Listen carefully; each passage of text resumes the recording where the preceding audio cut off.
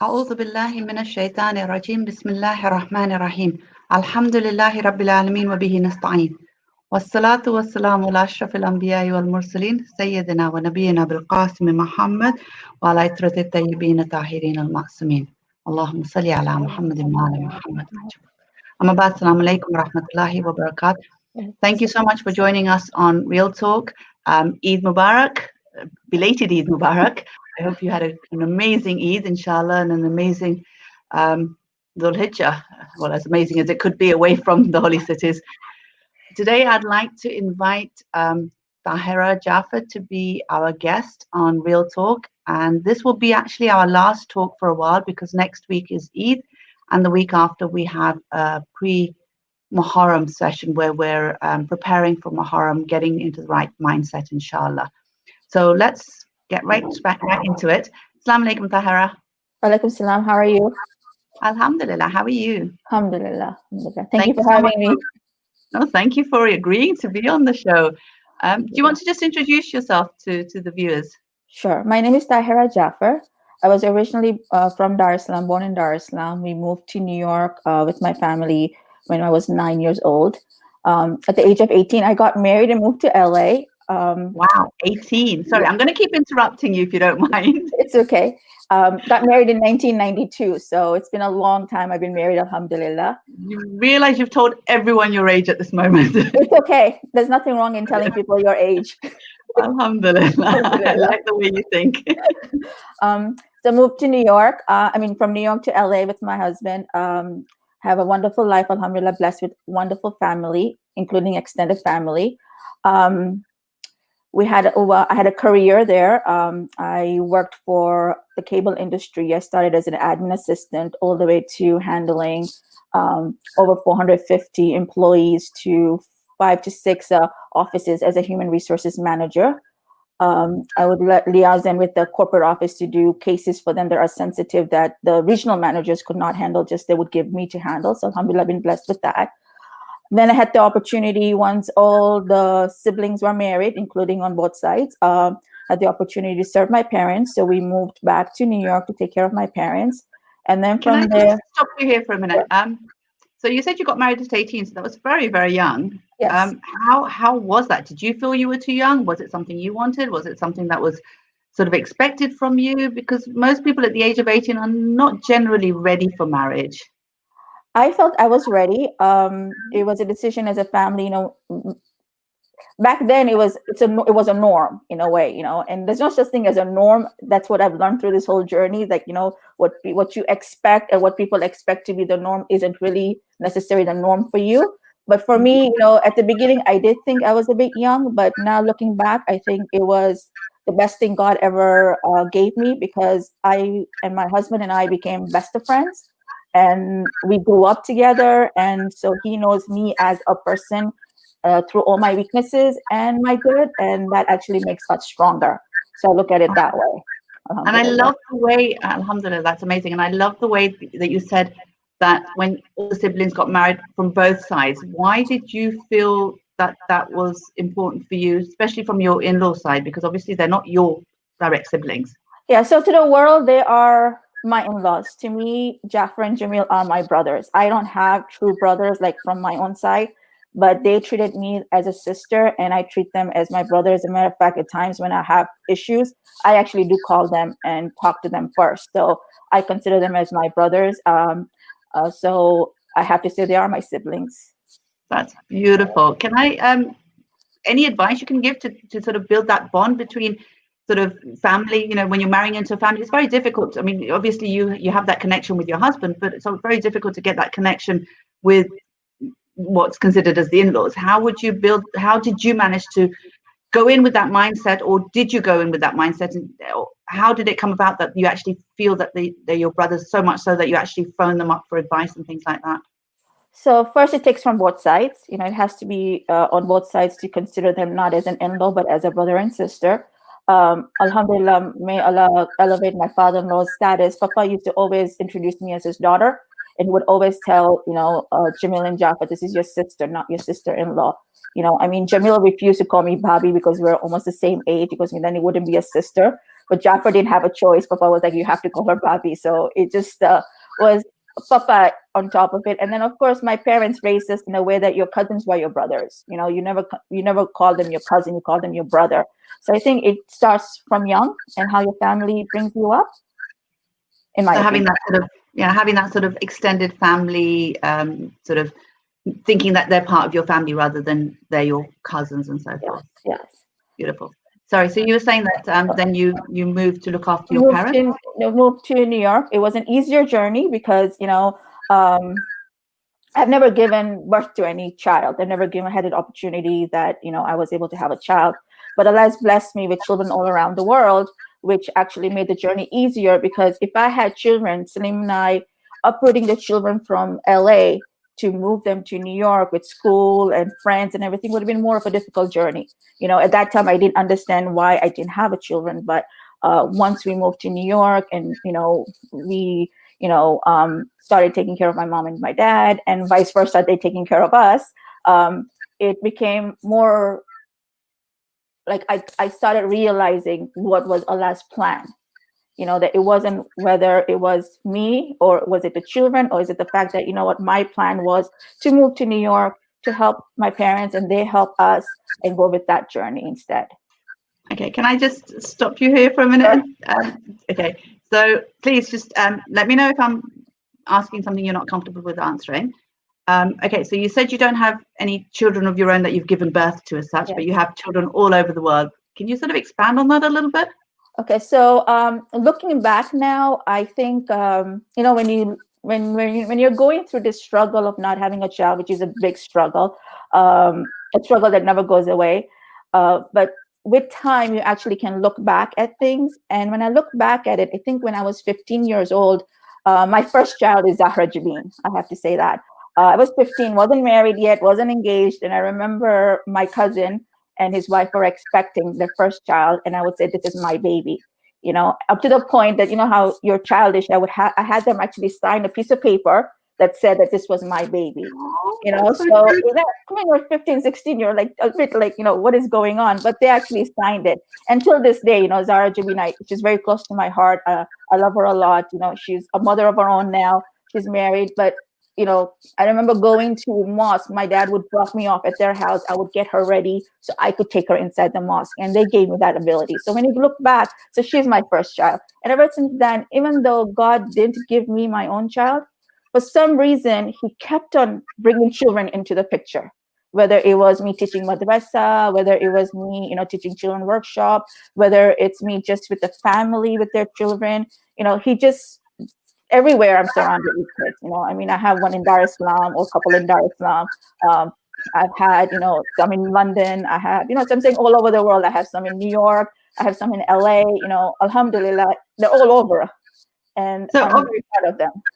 Obviously, children are a huge deal in your life. The fact that you wanted to have a child that was your own sort of thing, you know, from the age of 15, shows that it was something. I mean, obviously, it's in every woman's it's inbuilt in us that we want to have children, we want to be mothers. You were never given that opportunity biologically. And obviously on hindsight, you know, you're looking back and thinking, okay, I may never have given birth to a child, but I have lots and lots of children. That's very easy to say on hindsight. Did you always feel like that? Was there, you know, were you always content at the fact that you weren't given children? Yes, resentment of course comes, and if anybody says it doesn't, is actually never going to heal, never going to accept.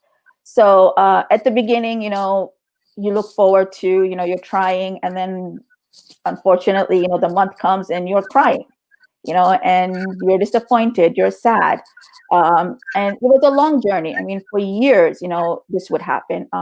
Alhamdulillah, we had ourselves checked out, everything was fine, you know. We thought of adoption, but that didn't pan out. We tried different. We had actually someone actually once said, you know, I'm willing to carry your baby, you know, if you want to consider that. That option was available. We looked at different options, but that helps to a point. But going through it, it's very hard. You get jealous, you get sad, you get depressed, you cry a lot, you get angry. Unfortunately, angry at God. And were you jealous? Explain the jealousy a little bit more. So it's oh wow.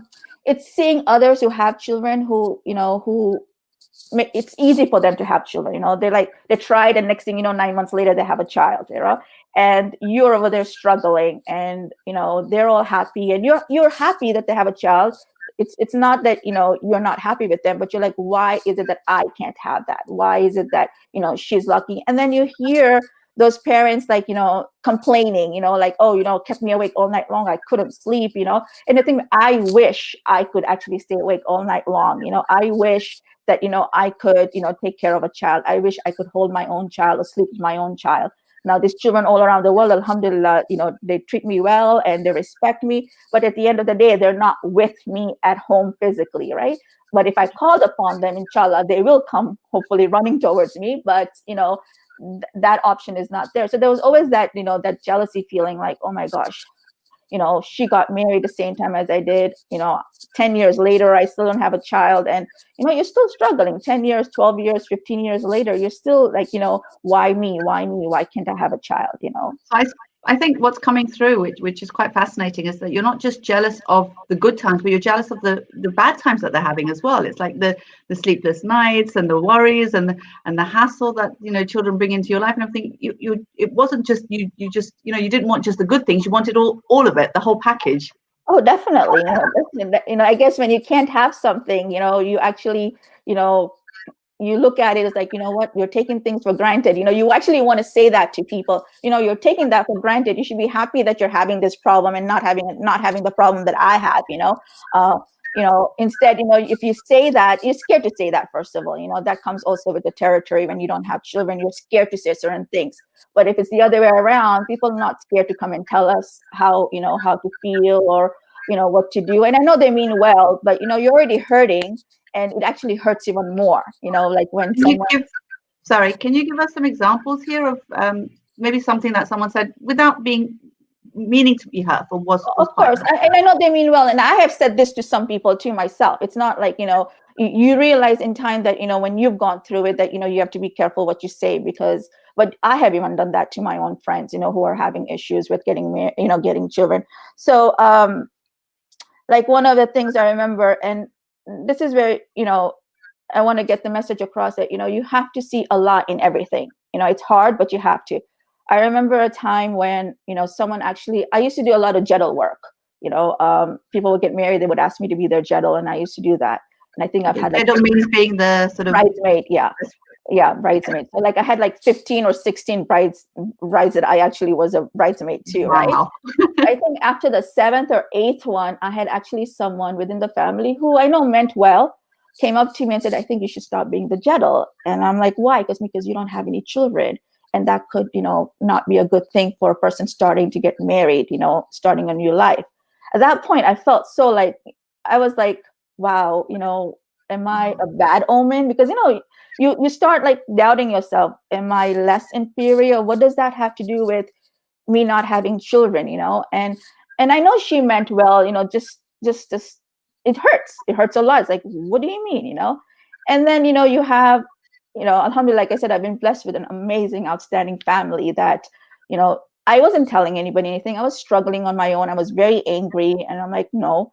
And I get a phone call, and it was Tahera Kasmali, and she's like, Tahera, Shaista's engaged, and we'd like you to be her jedel. And I remember telling her, Tahera, because somebody had just said that. I didn't want to say that. I didn't want to, So I was telling her, I go, maybe somebody else who's much better, or someone closer to her, someone her own age, maybe better.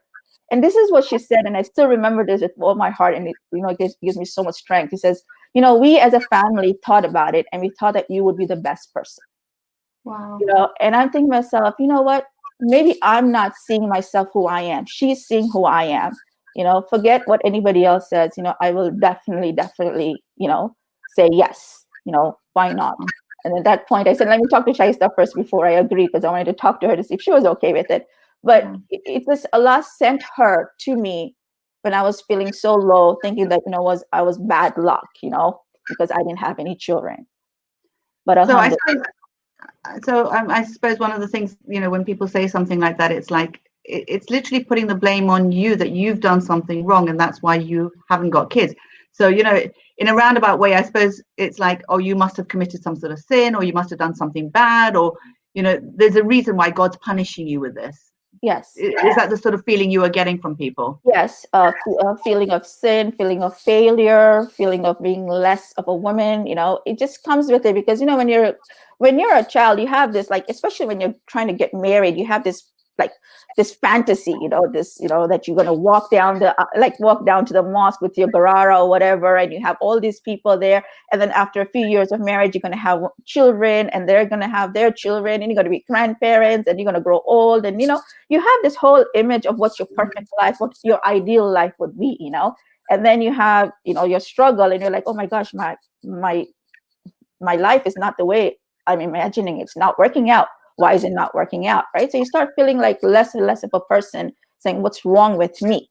And the thing is that you're already feeling that. And, when you go to the mosque, I had one person who actually, I remember going to New York, and I don't know this person very well. She came and touched my stomach and tells me, so are you expecting, when's the due date? And I'm like, no, I'm not expecting. Thank you very much for touching me. But I'm not, but it's just the way, I think the society says that you have to be a mother, right? But I don't think you have to be a mother to be complete or blessed by Allah. Yes, it's a blessing to have a child. And don't get me wrong, if we have a child right now, both my husband and I would be like heaven on earth, But yet we also understand Allah's plan, right? And we have to accept Allah's plan. And that took a long while for me to accept it.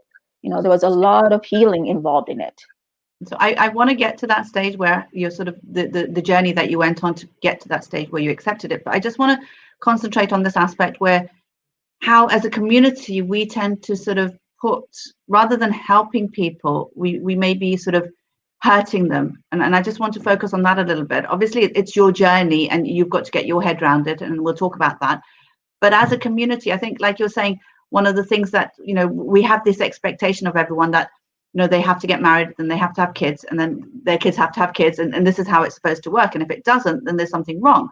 So yes, we may say things which maybe makes the other person feel like they're doing something wrong, but there's other people who will come up to you and sort of just I suppose off the cuff remarks like, oh, you've been married for this many years, so when are you going to have a child?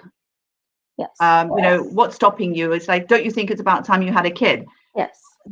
How did those sort of comments go down, and what would you say to people who say things like that without meaning it hurtful? I think it's just off the cuff remarks that we generally make without thinking.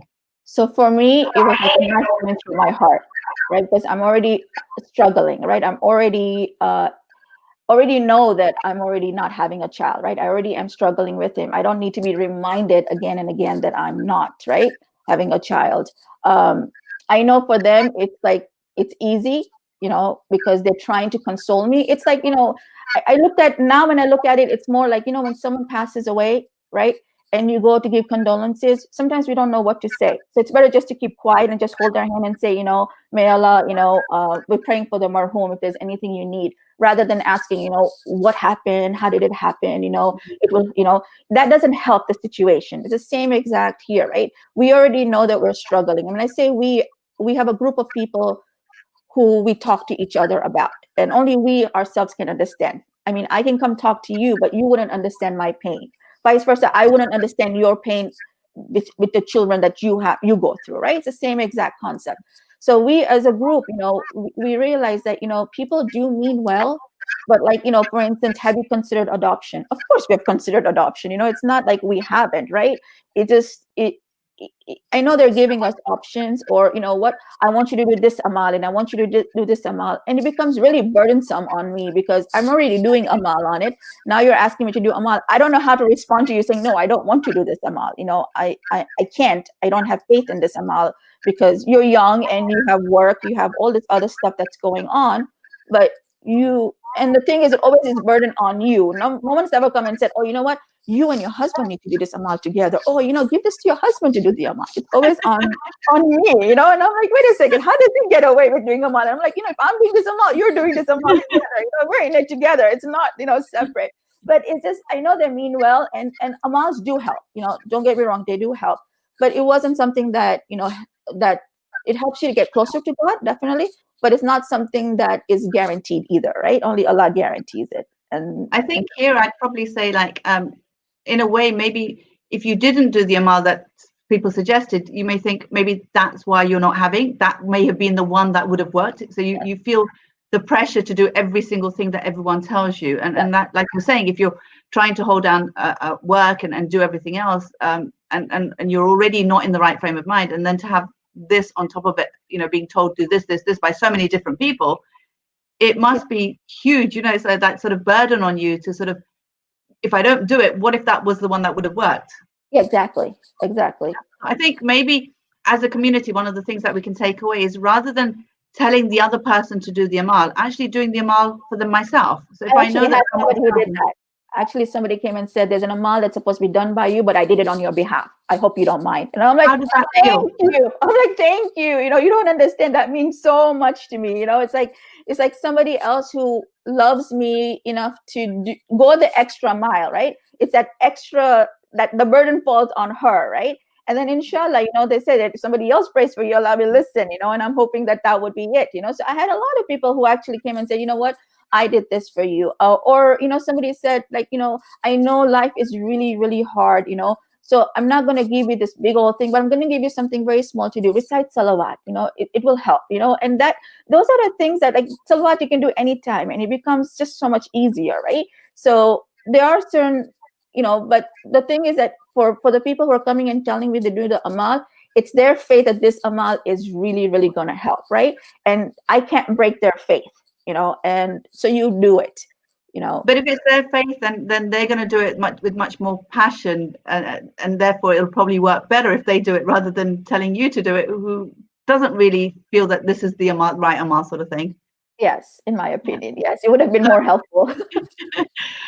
So, okay, does it help for you to be told that someone's done something for you, or would you rather that people just did it and didn't tell you, or didn't come and say anything? Or does it actually make you feel better that people are praying for you and doing specific amals and maybe going for ziyarah and praying for you and things like that? Does that make you feel better, or does it just make you feel worse for it? I mean, obviously it's different for different people. I'm just wondering for yourself, how was it? Was it better when you were told by people that, for example, they'd gone to ziyarat and they'd prayed specifically for you, or they'd done a specific amal for you?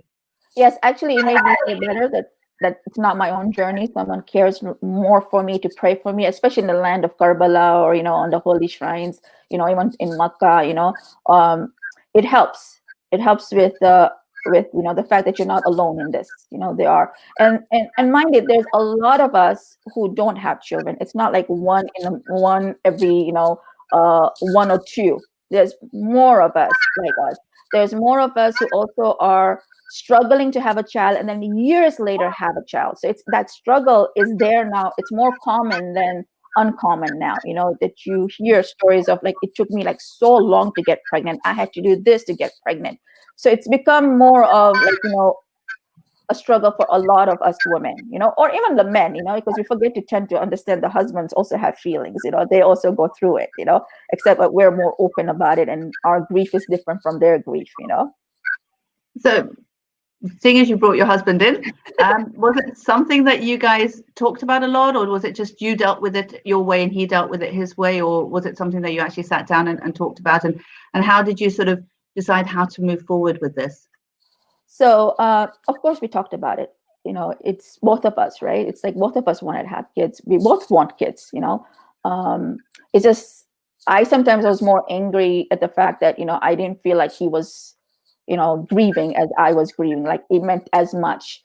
But, when you think about it, men grieve in a different way. Now, looking back at it, they grieve in a different way. They have to be strong, they need to take care of you, And when you look at that, then you realize that, what, that's how he's grieving as well. So I think the thing is, the one thing that he said to me till now, I remember, it's the best thing he's ever said to me, was that, what, you're my family, and that's enough. And, that makes you realize that, what, children become part of your family. It's not the other way around. Children are not your family. They become part of your family. The two of you are first family.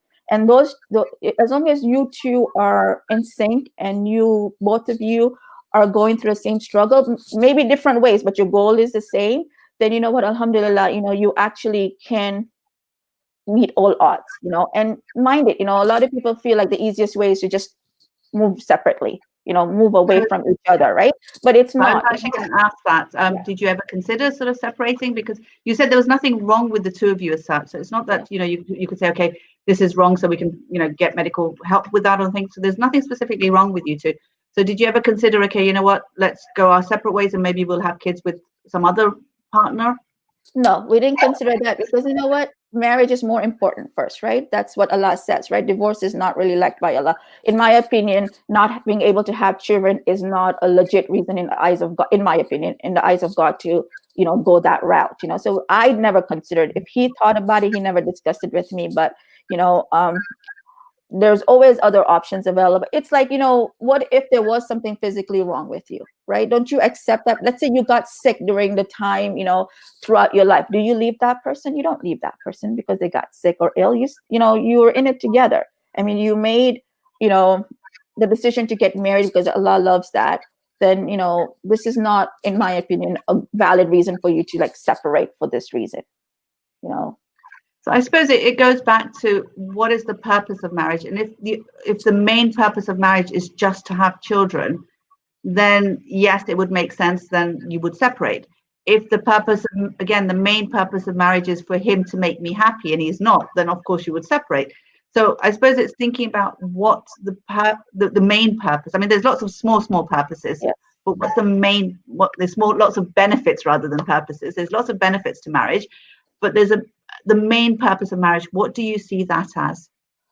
The main purpose in my marriage, I feel, is that he makes me happy and that I trust him.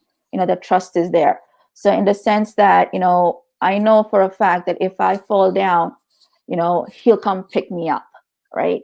Regardless how upset I am. I know for a fact that, if I get hurt, he gets hurt. So the fact that, I'm hurting, and mind it, like this journey of not having a children, yes, I accept Allah's plan, but it's not something that goes away. Just the other day I was crying, so and he, was there to comfort me. So it's not like, it goes away. It's the need or the wanting of having a child is always there. It doesn't go away. It's like I noticed you said we want children, so you didn't say we wanted. So it's obviously still there by the words that you're using, that it's something you still want. It's not something that you've sort of resigned to. Okay, you know what, we're not going to get, so let's move on. Yes, it definitely doesn't work like that, obviously. Definitely, accepting Allah's plan or seeing Allah's plan is different from that desire doesn't go away. The mind and the heart cannot be synced at all times. They're always battling each other. Your mind tells you, yes, it's Allah's plan, accept it. But that heart, because you have this love that you want to share and you want this desire, that doesn't mean it goes away. It's not a desire that's a wrongful desire. It's a wonderful desire. And just because I don't have children, that doesn't mean Allah has not blessed me. He sent guides for us for everywhere, right? You see Bibi Kulthum, for example, right? She didn't have any children, right? Does that mean in Karbala she felt like any less of a person because she couldn't sacrifice? Of course not, right? So Allah sent us saying that, don't worry, you're not a sinner because, look at this, don't feel about it. But the thing is that we tend to, I call it noise. And the reason I only call it noise is because, it's a lot of information that comes from different sides. You have like the TV world that the perfect ideal family is to have, marriage with 2 kids, with a son and a daughter. And then, you have the perfect car outside your house, the American dream, as they call it, But let's say Allah granted you 2 girls, right? Does that mean that, what the desire of having a boy is never going to be there? It's always going to be there, right? Yes, I want a son. Right? It doesn't go away. The same concept. Just because I don't have children now and I accept that, but doesn't mean the desire goes away. Of course, we want children. And if Allah gives it, you hear stories that people get pregnant at 65. I don't know how, but they do, So you never know. If that's what Allah's plan is for me at that point, then fine, I'll accept it at that point, inshallah. And then I'll be calling all of you to help me, but inshallah. That's amazing. Going back to the purpose of marriage, you said that the purpose of your marriage was for your husband to make you happy. So when he doesn't, so when he doesn't make you happy, because I'm sure he doesn't make you happy all the time, you can't have that perfect a marriage. I don't think there is such a thing as that perfect a marriage where you're constantly making each other happy. how do you get through those times then, if that's the purpose of your marriage? It's like anything, right? Anything in life, you have struggles. So you have to first figure out what is the reason why you're upset. And half the time it's not even him, it's you. Actually, most of the time it's you. It's the same, So once you figure out why you're really upset, then you actually see the clear picture. So it's not the fact that he didn't make me happy. It's the fact that I wasn't seeing that, I wasn't happy because I'm not happy, not the other way around. I look so at then it. really it's not up to him to make you happy. It's for you to decide whether you want to be happy or not. Yes. And that's one of the things that helped me accept Allah's plan. I had to love myself first. If I love myself, because Allah loves me. So if Allah loves me the way I am, the way He created me, then why should I not love myself? And once I love myself, everything else that anybody else says, it becomes like a shield, right? You get this shield in front of you that even if someone says something that could hurt you, it actually bounces back. Okay, so that's a really powerful statement. How do you go about loving yourself? You have to accept yourself. So first, like for me, the fact that we don't have children, I had to understand. I had to grieve. I mean, when we lose someone, we go through the grieving process, right? So I've lost something, the loss of not having to be a mother. It's a loss. So you have to identify that it's a loss, and then you have to go through the grieving process. And the grieving process could be a very long time or could be a short time, depending on the person. For me, it was quite long. It's like a roller coaster. You think you've gotten yourself, to the point where, yes, I'm good. I've talked to God. I've spoken to God in many ways. They say, that now, there's an etiquette to talking to God. But, back in the day, when you're going through all this, you really don't have that etiquette with God. You actually are angry. You speak to Him in angry. I've done all that. I've told Him, I don't understand why you're doing this to me. And it's not like He's doing it to me. It's like He has the best interest for me now that I understand. But you go through that, why me? Why only me?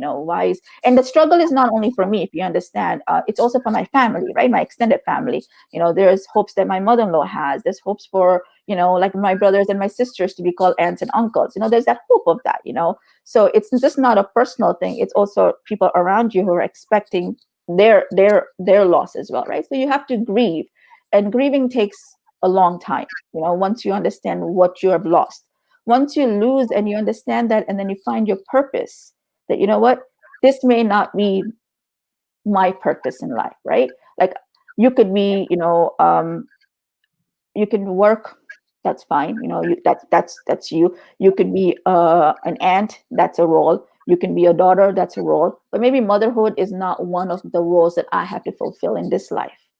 So you have to just understand that there are many aspects of you, and there's a purpose for you that Allah sent you in this world, and you just have to define that purpose.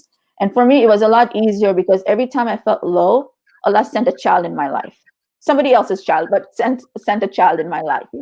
And some of the stuff that they would say would be just like amazing. I remember having a conversation. We were having a football party, and we had our family over in New York, and we were just having, I goes, yeah, when Salim and I get old, we were just talking about, visiting the old people at homes. I go, yeah, Salim and I get old, we'll be at a home like this. I hope somebody comes and visits us, And like randomly, you have Rosina, who is my Salim's cousin's daughter.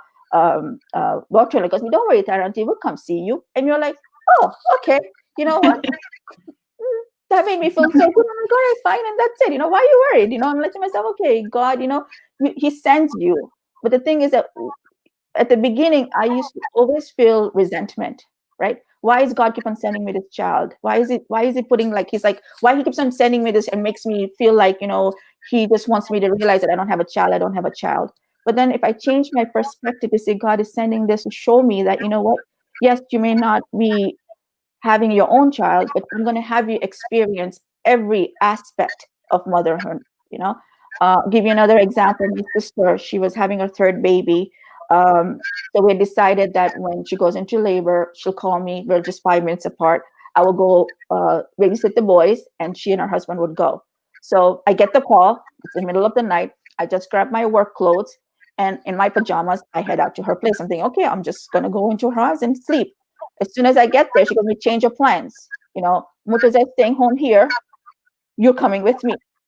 I was like, okay. So I'm like thinking to myself, oh my gosh, what am I going to do? And there it was. I was in the room with her. She was experiencing the birth of Maliha. When Maliha comes out, I hold her first. It's just, and if you look at it, I had that opportunity, and I could have seen, oh, why is God doing this to me? I feel like God blessed me to give me that opportunity that I actually could have. And there's so many more examples like that could be, shared with people, that if you just look at that and make somebody else's child like your own, now mind it, that comes with a lot of heartache too, because you always have to be very careful how you say it, because if you overstep, then you would have those sayings like, you wouldn't understand, you don't have children of your own, so those statements will come with the territory. And but just think of the love that you get back from that child, and just concentrate on that and forget about the other hurtful things, and you'll see it will be so much easier if you just look at that. So I suppose what you're saying is to look at the positives in all situations, rather than the negatives, because every situation will have positives and negatives. So like, for example, the examples that you've given is that, not having a child, but having other children who you can sort of give your motherly love to. Yes. So it's not just, it's not stuck inside you. You can actually sort of give that, all that love that you have towards another child, which may not be your child, but at least God's given you these other children who come into your lives that you can give your motherly love to. Experiencing someone else going, that closely experience someone else going through the birth and holding the child as soon as they're born, although it's not your own child. Again, looking at the positives of being able to experience that to a certain extent. Having children who love you back so much, although you may be put in a situation where the parents may turn around and say, well, you're overstepping here, or what, it's not really your child, or what, yes, you may think that's right, but you really don't know because you haven't had your own children. So all that is quite negative, but also there's a lot of positives that come out of it as well. So looking at all the positives rather than the negatives is what I'm hearing from you. Definitely. I can give you a couple of other examples. When Jamil and Sabira were expecting Inaya, I mean, to the whole process, Sabira kept me in the loop, and you felt part of the pregnancy, I remember going to LA after she was born, and we were visiting, and I remember once just telling her that, I'm going to take Inaya with me. Is it okay? She just was very upset with me, and I couldn't understand why she's upset with me, because why are you asking? She's your child. You just come and tell me, I'm taking her with you. You don't have to ask, and those kind of things make a difference. Just the other day, Zahra, my sister's daughter, my sister shares Zahra with me, and she calls me Mama. So whether you call me Chachi Jan, Tara Auntie, Tara Bai, Tara Chachi, Mama, whatever, to them, I am like a mother figure. They respect me like a mother figure. So like, she's learning Arabic, and in the Arabic, they were telling her Kalatain is like, because this person knows me, it's like you're like Sister Tahera. She's telling her, it goes, me no. So she comes home and she's telling her mom that, Kalatain is like my Kala, but Umi is more like Mama.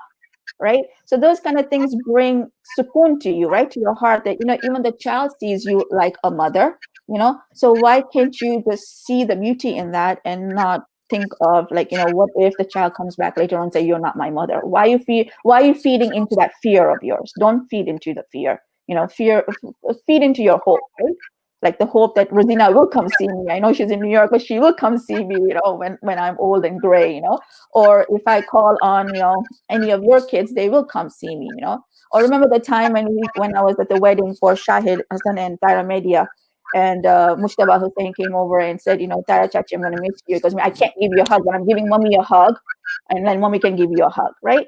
So those kind of things, like, just bring sukoon, like bring content to your heart, and it helps you accept that, what, there are children out there that actually will, complete you to a point where when you feel incomplete, and again, you're complete only if you yourself feel you're complete. Another example is when we went to the retreat, and everybody was talking about in the circle time, oh, I miss my children. At that point, you feel like, I don't have any children. How can I say I miss my children? So I say, I miss my husband, kind of thing. And then at the end of it, then you have someone like Ruha who says, even though she's family, I've never known her until I know her, and she reminds me of her, my mother. So, and then on Mother's Day, she comes and brings me a gift, or on Mother's Day, I have Riza, who every Mother's Day he calls me to say Happy Mother's Day, and these are all children that really like bring joy to you. You don't feel lonely then. So in a way, you actually have more children than any of us do. I think I do. Yes, a lot of weddings to go to. Alhamdulillah. I suppose the other thing I'd like to ask you is, you were talking about the fact that, like, if you were ended up in an old people's home and you'd be on your own and everything, but even when you have kids, there's no guarantee that your children will be there for you. I mean, you pray that they will. You bring them up in a way that they understand what their duties are towards the parents and everything. But in the end, really, one of the lessons, I suppose, that you must have sort of come to is the total reliance on Allah, because it's sort of knowing that He'll never abandon you. He'll always be there. So even if you don't have kids who will take care of you, He will. And like you're saying, he sends other people's children to you when you need that. So whatever we need within our lives, it's having that total trust and reliance on God to send whatever we need whenever we need it, even if it's not in the way that we want it. Have you felt that? Yeah, definitely. I mean, the difference is that when you have a child, the hope is there, right? Even though you may think you already have that, okay, inshallah, they will come see me. When you don't have your own child, you don't have that hope, that, oh, there is somebody who could, come see me, or there is somebody who could recite Surah Fatiha for me when I'm gone. So you do the extra effort that you want to do to make your akhirat better. So so God sends you these kids, and you teach this kid something, and hopefully they will teach their kid, and you'll get the benefit for it, when you're 6 feet under, kind of thing. So we, like for me and Salim, we have to make that extra effort to make sure our akhirat is taken care of when we're not here, that people will actually remind us, that, hey, you know what? You need to remember this person, you need to recite Surah Fatiha for this person, or send a gift on behalf of this person. So we get opportunities from God that gives us that way of showing that, yes, you know what, God gave me this child. This person needs to learn something. Let me teach that person. Going to madrasa. I remember when the madrasa principal in LA asked me to be a teacher, and I told her, look, I don't have any children. How can I teach? Because I had somebody who had come and told me that in order for you to be the principal of madrasa, you have to have children, otherwise you don't understand. So I didn't want parents to feel like, oh, she doesn't have children, how can she teach my child? And she goes to me, no, I want you to teach. And since 94, 95, I started teaching, and in any form or whatever. So till now, those kids, call me and ask me for advice. So I must have done something right, that they keep coming and asking for advice from me, alhamdulillah, so you have to, again, see the beauty of Allah in it. And yes, Allah comes first. And it takes a while to understand that Allah's, the best of planners. I know we hear it, but part of the grieving process is actually saying it's okay for me to be happy. I'm okay to be happy. I shouldn't be sad. I should be happy that I'm happy. And part of that, comes with loving yourself, accepting that, it's not in your control. If it's something that's in your control, then, you work hard for it, right? So at the end of the day, have you done everything possible to try to have a child? Yes. And if it didn't happen, it didn't happen. That wasn't what your journey is. Then you move on to, that doesn't make you who you are. You are a person of your own. I think I think you've said so many powerful things here, which I just want to repeat, because I think they're so powerful. So one is that it's not on you. It's not something that you brought on yourself, and it's directly from God, because God chooses who to give children to and who not to.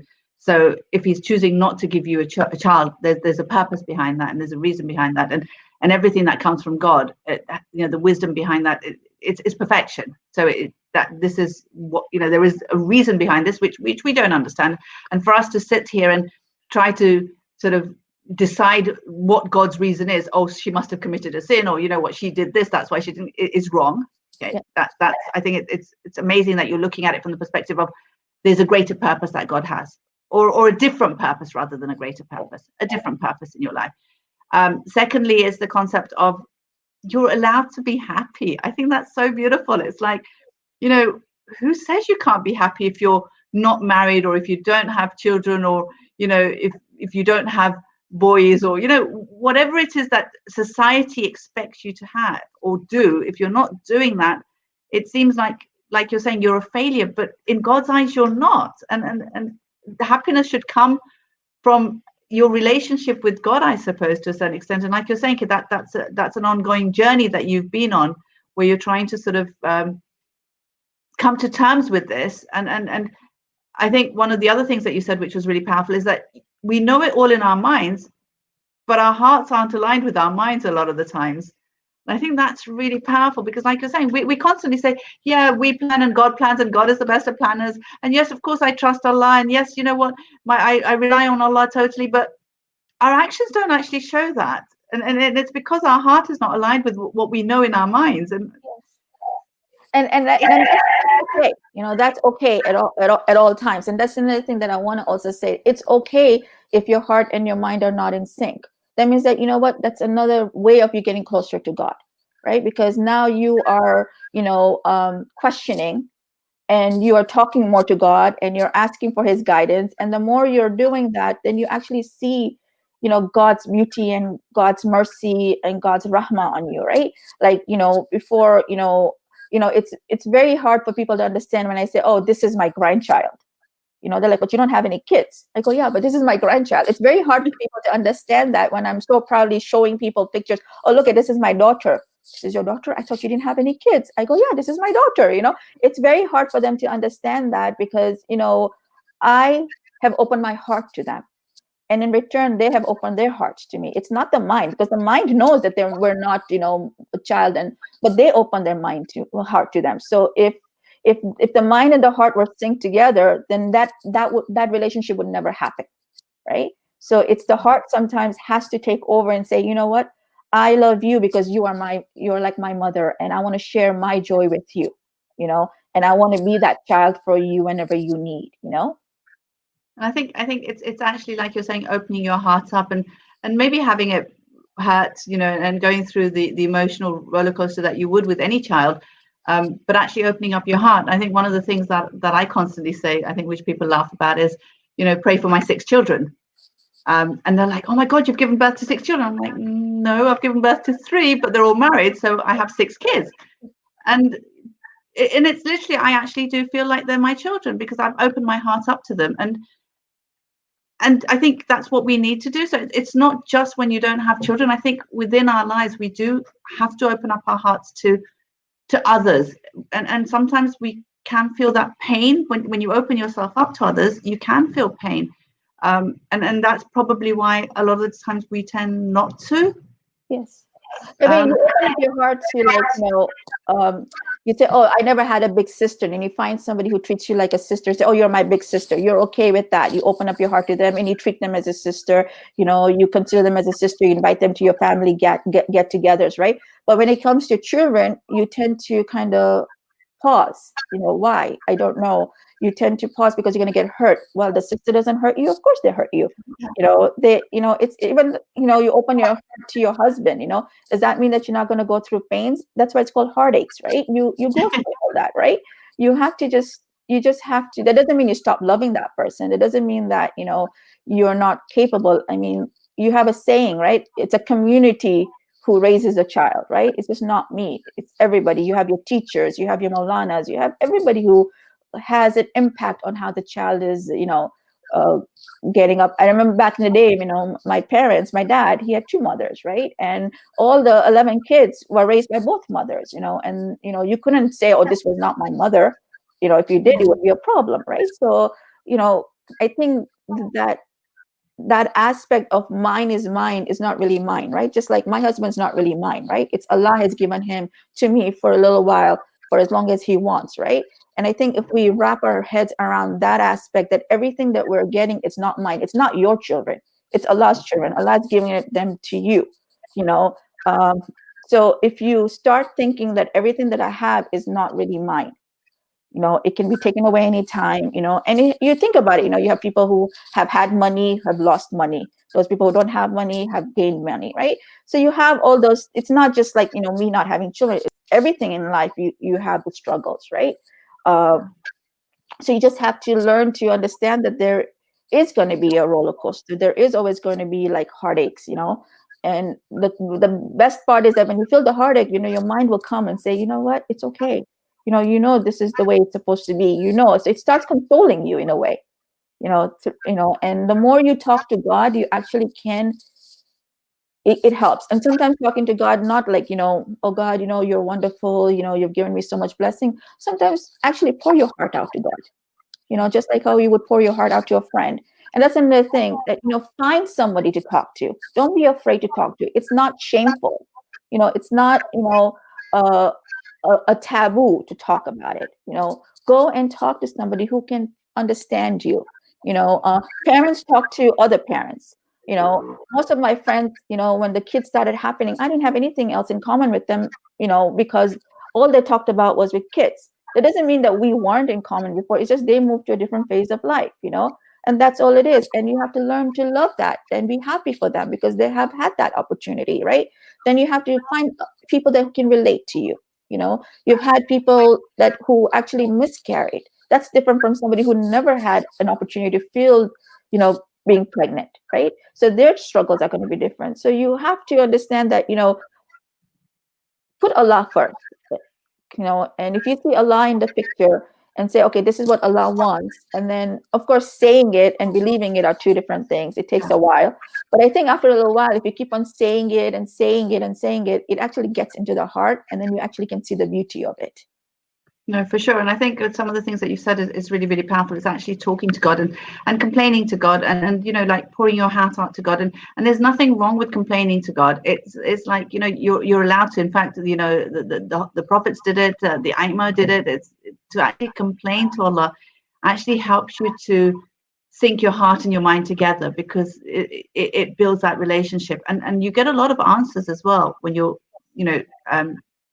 sort of literally freaking out and telling God, why me? And and there's nothing wrong with that. It's when you badmouth God to others, I think, or you complain to others, then I think that's where you sort of actually then saying to God, yeah, I'm not happy with what you've done, and I'm going to tell the world that I'm not happy with it. Whereas when you're telling God, I don't think there's a problem with that.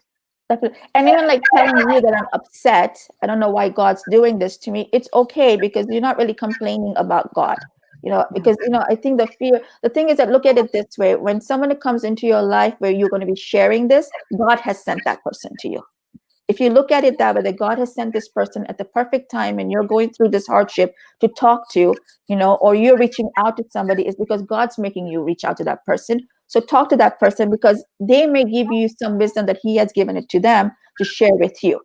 So, by saying that I'm angry at God, I actually told that to somebody. I'm angry at God, and they asked me why, and I went through it. And then, this person actually walked through my whole feelings with this, and made me realize that you're really not angry with God. You're angry at yourself because you don't want to accept it, right? That's what it is. And that's why we're afraid of that. We'll say, oh, I'm angry at God. And you would think like, oh, people are going to judge me that I don't have faith in God, that I become, away from God, and then I'm going to, go to hell. It's not about that. It's about the fact that you have to go through that whole thing. I mean, for example, my mom was very sick, she needed a liver transplant. We moved heaven and earth for her to get it, right? We moved from New York to Florida, we uprooted our whole lives to come over here so she can get a liver, right?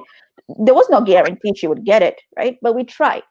So, it doesn't mean you stop trying. That's what I'm trying to say. You keep on trying.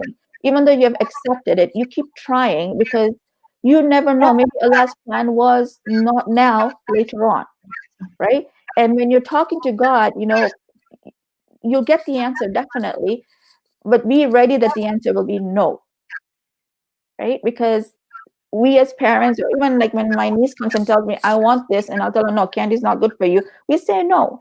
So just be okay that he will say no too, right? I mean, that's how it is. I think, well, yeah, I totally agree. And I think one of the other things that you said, which was quite powerful, is not to be ashamed and to actually talk about it. I think that's really, really important. And maybe if we're open about it and we talk about it, then we actually get more du'as from people as well. Yes. I think dua, other people's du'as are very, very powerful. This concept of, I know within our community especially, it's like when you first find out you're pregnant, don't tell anyone for the first 3 months, because that's the chance of you miscarrying is in the first 3 months. So don't tell anyone till it's secure, and then tell people. But if the chances of you miscarrying are more in the first 3 months, surely you need the du'as more in the first 3 months. Definitely. So would you not want to tell everyone? And then, and I actually remember having this conversation with a few people, and they turned around and I said, yes, but if God forbid we do miscarry, then to deal with the people is going to be difficult. But surely not. If we're there as a community where we love each other and we want to support each other, then we don't go into the ins and outs of it. So if I find out someone's miscarried, rather than sort of saying to them, oh, how did it happen and what happened, and like you're saying, we would just maybe just phone them and say, look, I'm here, you're in my du'as, if you need anything, reach out. Definitely. Or say, you know what, it'll happen, don't worry, you'll get pregnant again. Please don't say that. Right. I mean, that's like the last that they need to hear about, right? Because they've just lost. There's no guarantees, right? You're becoming God. It's like you don't know what's going to happen in the future. Exactly. I remember I still have people telling me, oh, don't worry, it will happen. Okay, it will happen, inshallah, if God wants it. But I think with miscarriages, it's really powerful, because we're told, within hadith that that child would be there on the day of judgment for you. Yes. So it's that child was not created for no purpose. That child was created for you for the day of judgment, not for this world. He was created for the hereafter, and I think that's quite powerful as well. Definitely. So things like that are really, really powerful. We're coming to the end of the show, and it's been amazing. I can continue talking to you for hours on end. Same here. But just to finish off with everything that you've been through and all the struggles that you've been through and going through, 3 advices that you would like to give the listeners. I had a feeling you were going to ask me that. So I had to write it down because I wanted to get the message across. So I'm just going to read, okay? Okay, but give me a break in between each, so I can sort of expand on it. Yeah. Okay. First, grieve. Give yourself time to grieve. That's important if you want to heal. You have to mourn. You have to grieve, both you and your husband as well, and your extended family. And remember, you will grieve differently than your spouse. Don't think he's not hurting when he's not showing it in the way you are. You have a right to grieve your mourning, that the life that you imagine, life as a mother or a father. Most of us have faced a lack of understanding about a loss we've experienced because we didn't get to be mothers. We have no place to express that loss without facing it and acknowledging it. And we won't get there unless if we grieve. That's point number 1.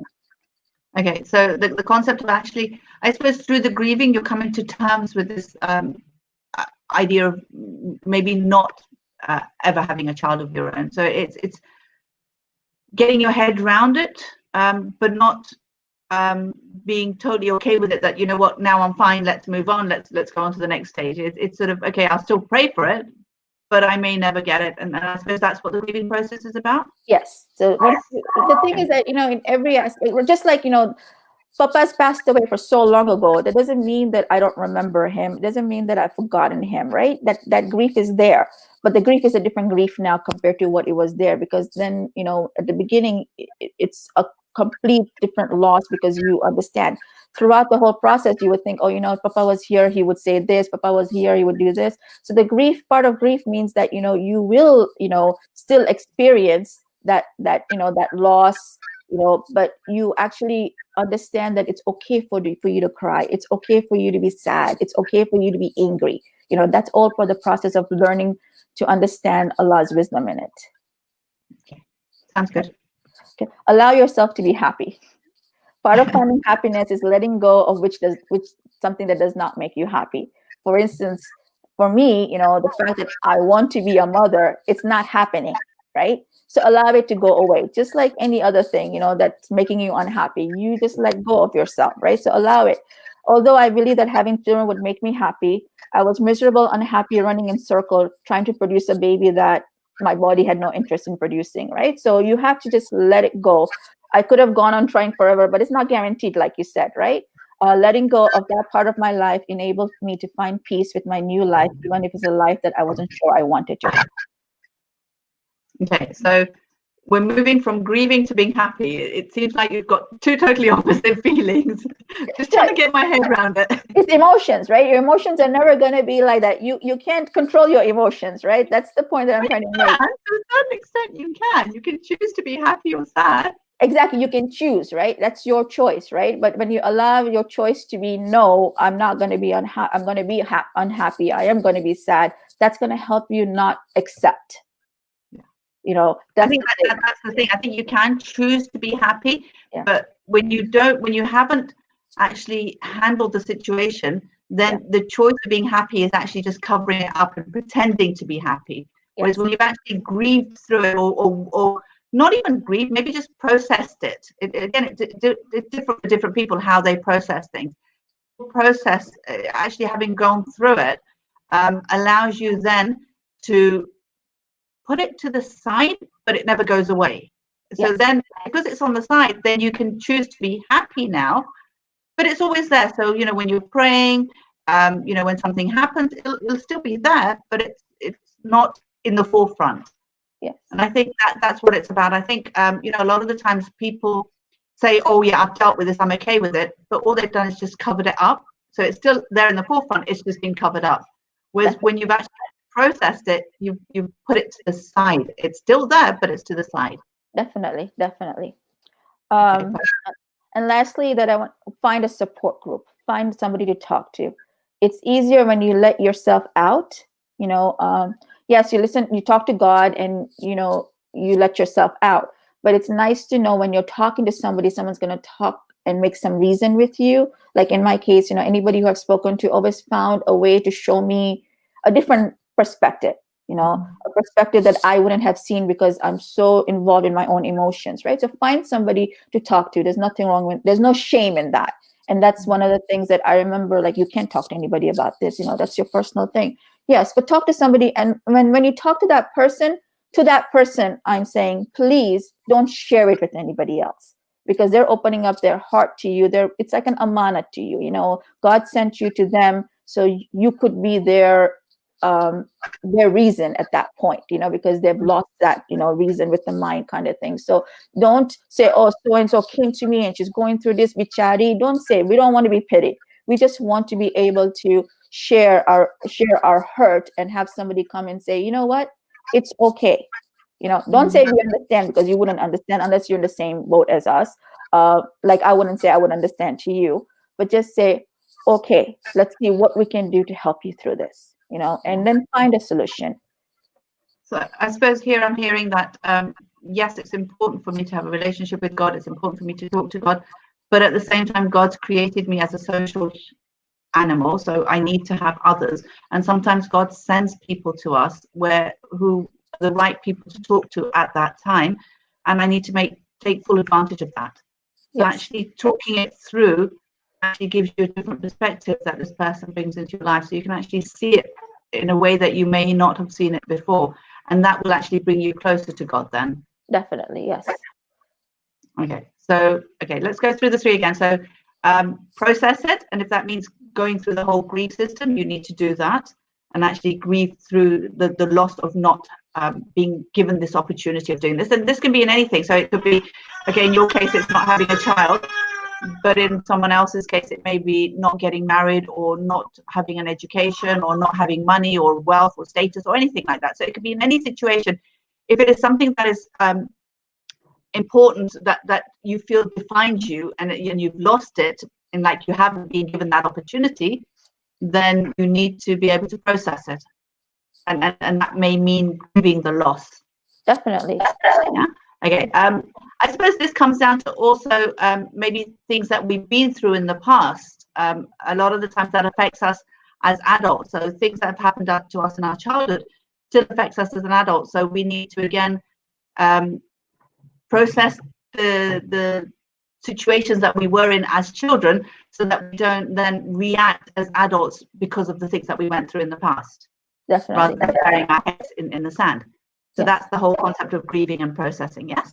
Yes. And then the second advice you've given is to be happy. And the only way you can truly be happy is if you can, one, put these situations that you have no control over on the side, and let Allah decide when and if He wants to give them to you. And secondly, actually just accepting yourself for who you are. Loving yourself. And knowing that God created you would make you happy, right? Because the creator of the universe chose to create each one of us. So there's something special about each one of us. Yes, definitely. Yeah, and also, I suppose, knowing that my purpose is not less because I'm not a wife or not a mother or not, something, or not a career woman or not this. My purpose is to get closer to Allah, and that can be done in lots of different ways and different opportunities that God gives us. These are all opportunities that are given us, roles that are given to us to fulfill our journey. Am I? Definitely. Yes, Okay. definitely, perfectly. And then the last one you said was to use the tools that God gives us, including the people that he sends in our lives. And I think that's really, really powerful. And maybe I'd like to sort of think about specific people that have been sent in our lives, especially if you've been like your spouse is a specific person that God has chosen to be in your life for you to sort of grow from, and for you to sort of learn from each other, because your spouse is probably the one person who sees you as you truly are and can actually pick up the things that no one else can pick up, because we tend to sort of put these masks on in front of everyone else, and maybe sort of have that relationship with if it's your spouse or your parents or your siblings, those who are you really, really close to, who can actually see you for who you are, and actually then take some sort of feedback from them to learn to accept who you are and grow from who you are, and make sort of know what the weaknesses are and grow from that. And when you're talking to others, then I suppose them giving you a different perspective allows you to see the weaknesses in your thoughts or in the way that you're looking at things. And that's the beauty of being social animals, where we have so many different people come into our lives and teach us so many different things and look at things in different perspectives, and pull us up on things that we need to be working on as well, I suppose.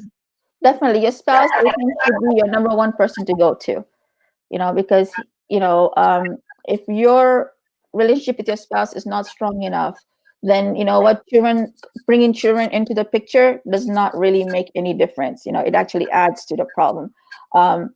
Your spouse truly completes you. I mean, it's half your faith, right? So he completes you. So like when he said, we are family. Yeah, same difference. Doesn't matter, right? Which way you go. I think of him as me, and he as me. So he completes me, I complete him, right? So I think that phrase of his is beautiful, and I wish the men who are watching this would actually go home and each other, they're at home, actually say this to their wives, because I think it's beautiful that when your husband tells you that, you're my family, the children came into our family. They didn't make the family, it's me and you who made the family. I think that's so beautiful, mashallah. Yes, alhamdulillah, he said this to me a while ago, and since then, I've had a better perspective, I want to say. So you're right, God sends you the best of husbands, whoever your husband is, when you're going through this.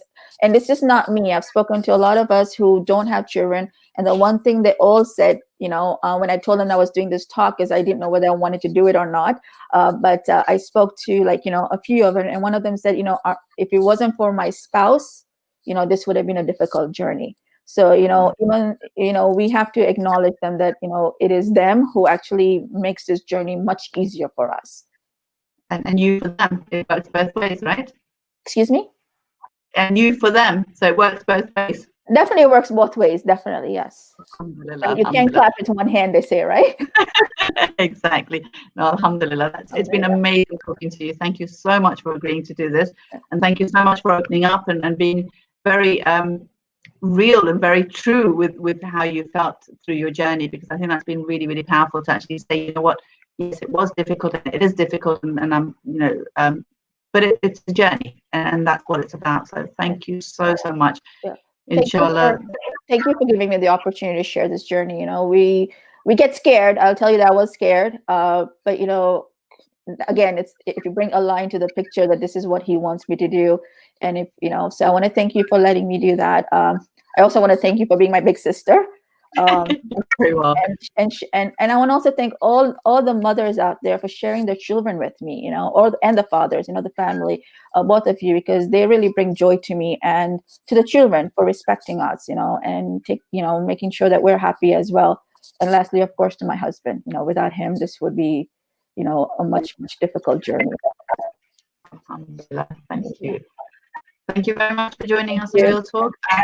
this is the last of the Real Talks for the time being, because next week is Eid, and the week after we'll have a session on getting into the right mindset for Muharram. So inshallah, Sheikh Jaffer and myself will be doing a session on getting into the right mindset, preparing ourselves for Muharram so we get the maximum benefit out of it, inshallah. And then after the 10 days of Muharram, inshallah, we can look into restarting Real Talk, inshallah. Thank you very, very much for joining us again. Thank you. Keep us in your prayers, please. Inshallah, you too. You can finish with the salawat ala Muhammad wa ali Muhammad. Allahumma salli ala Muhammad.